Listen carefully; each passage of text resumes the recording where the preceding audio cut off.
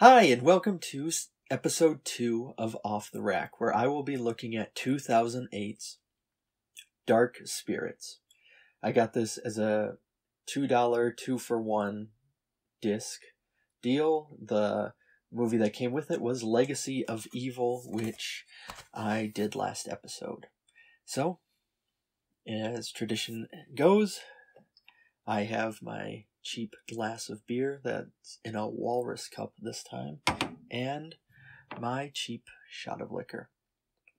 Now I realize that those of you that are listening through a podcast, you won't be able to see my full reaction.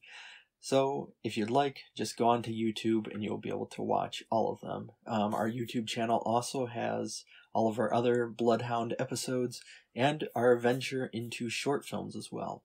So check us out there. At the end of all of this Horror Not Fear campaign, we will be making a compilation video of all of my alcohol consumption. That will be obviously for your benefit, not mine, as I am not that much of a drinker. Okay, so let's begin.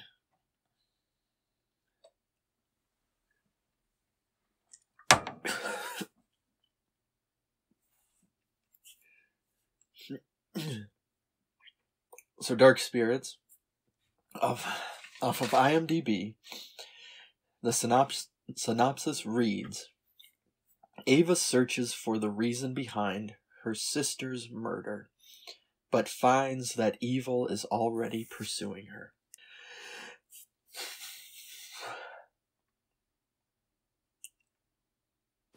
Written and directed by Huck Kepler, Dark Spirits is one of those movies that came out in the 2000s that is kind of connected to a lot of low-budget horror that you see where they're just kind of starting out with the use of digital filmmaking.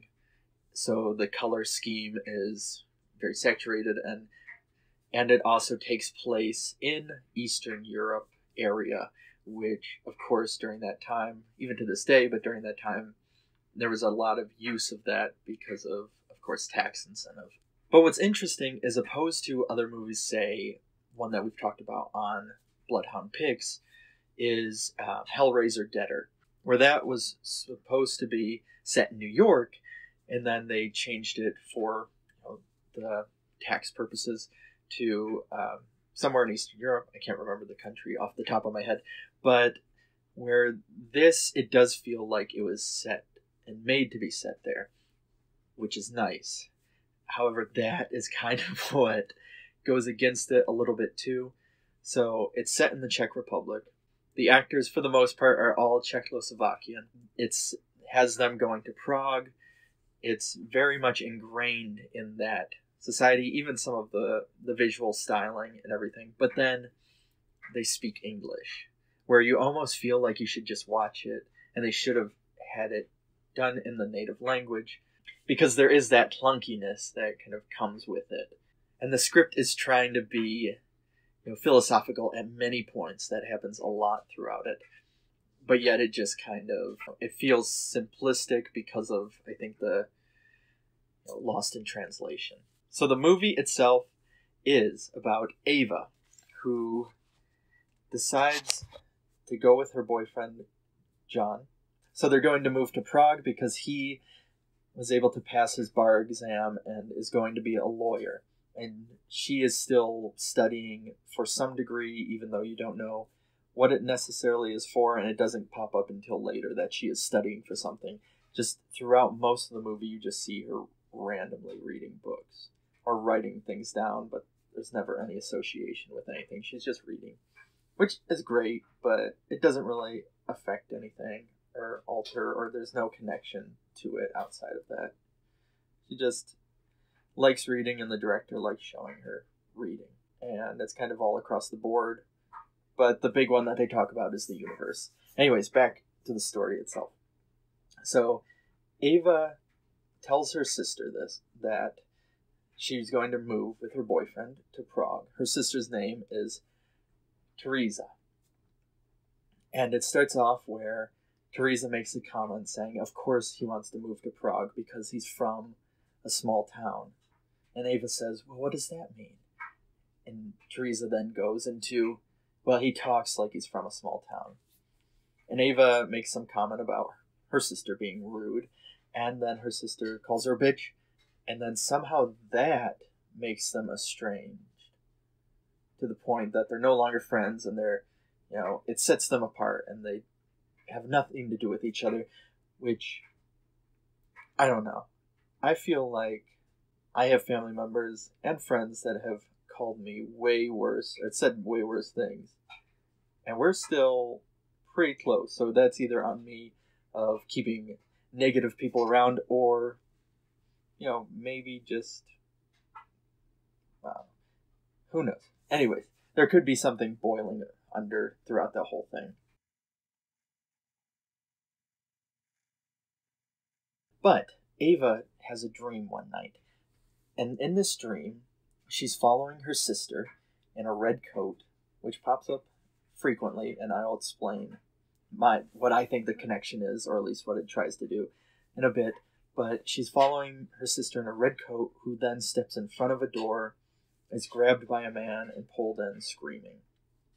Ava wakes up, and she calls her sister to warn her, and just to talk to her, and her sister says that she wants nothing to do with her, and that she's not going to listen to her stupid dream. That's basically how it's phrased. Maybe a little bit better, but not really. So she's not going to listen to this dream.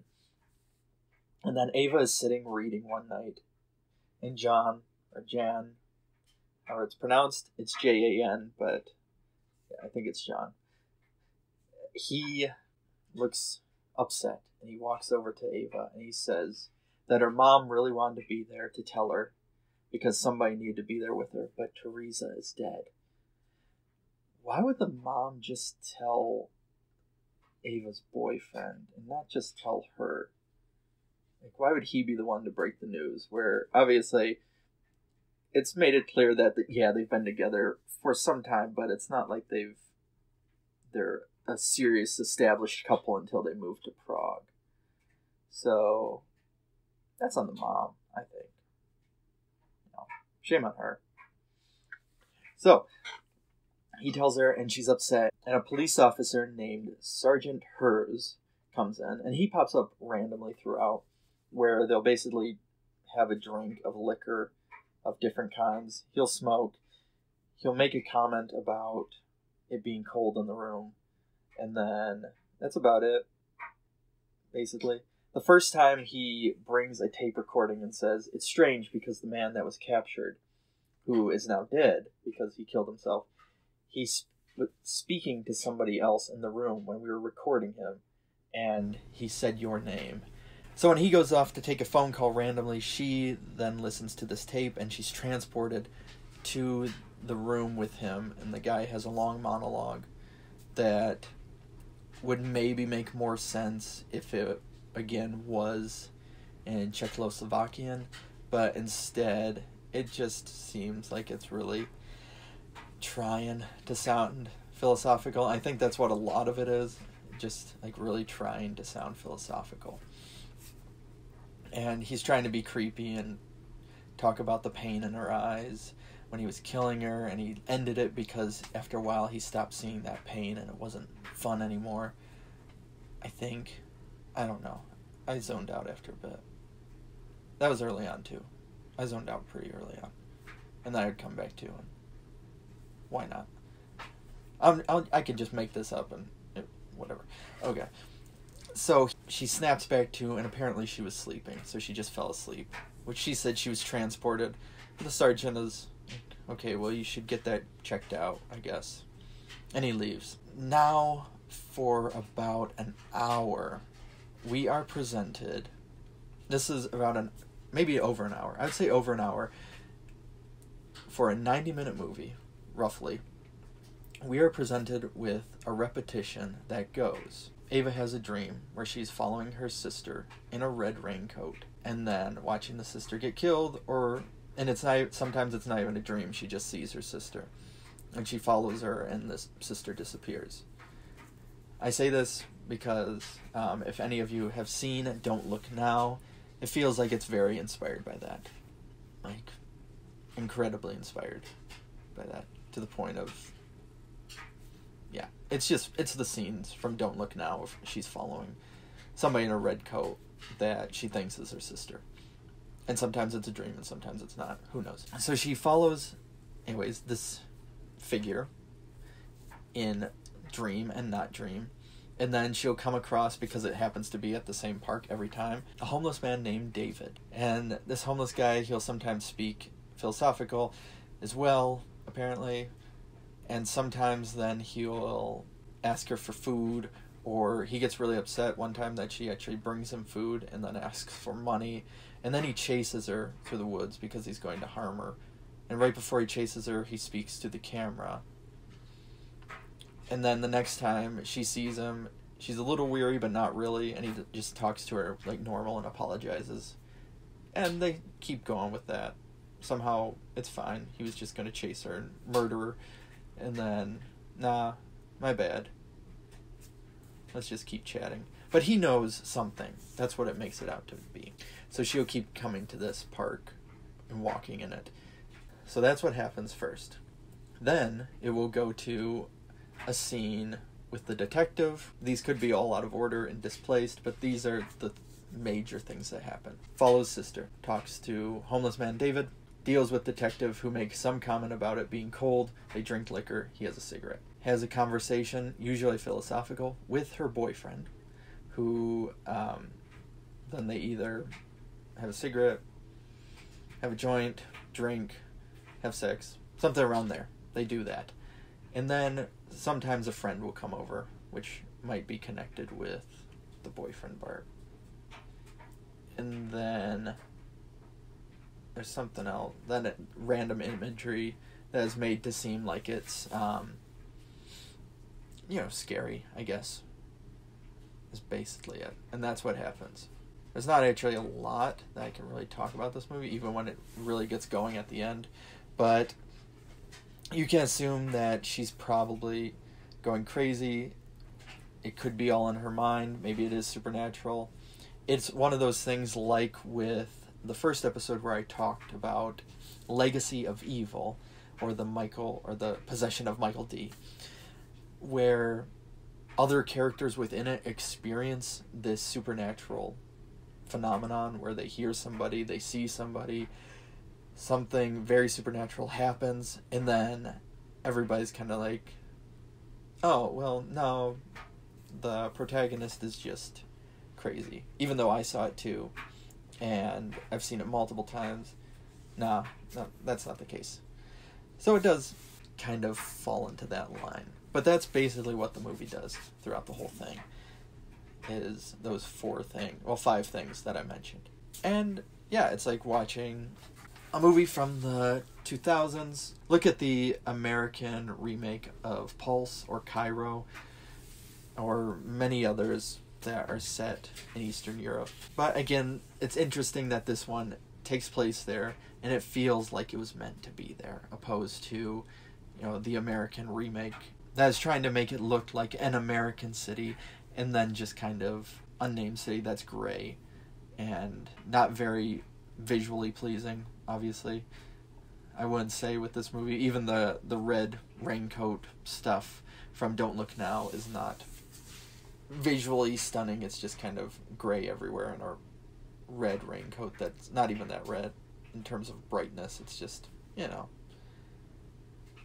it's dull gray Eastern Europe area, which sucks because I know there's a lot of great places, but it falls into that category. I don't have actually much on this movie because not a whole lot happens. So thank you for listening to Dark Spirits and my little chat on that, my highlighting it. It is one that I don't know if I have to see again, but I think I'll try again because it was late when I was watching it, so maybe in my brain at some point I'll chalk it up to that and say I'll try watching it again because could have been tired at that point. But I don't think that will be the case. So yeah, that one's Dark Spirits. Tune in for episode 3 where I will be talking about something that I enjoyed a little bit more and was a lot of fun in its own way, but also kind of messy, is called Roadkill. It was a Fangoria Presents DVD. Again, I got it for under $3 at a Big Lots. And it could also be titled Road Train, it's an Australian film, and a road train, I will talk about this in the episode, but a road train, for those of you that don't know, is basically a semi that has multiple trailers attached to it like a train. And they really are only used to go across long, flat distances of carrying cargo. And it's about a bunch of people that are terrorized by one of these road trains. Or roadkill, depending on what title we're going to go with. I really like Road Train, so let's go with that one. But there you have it. Dark Spirits. You feel like an idiot talking about this movie because I just don't have so much to say. Because I just don't have anything to say. And I'm trying. It's like I'm grasping for straws here. And I feel dumb trying to talk about this thing. But there's my shirt. That probably makes more sense than Dark Spirits. There you have it. I'm going to not say anymore. If you want to watch it, watch it. If not, until next time, thank you for listening. Bloodhound Pix podcast is produced by Josh Lee, Craig Dram, and Kyle Hintz. Music by Raymond Seed. Audio editing by Kyle Hintz.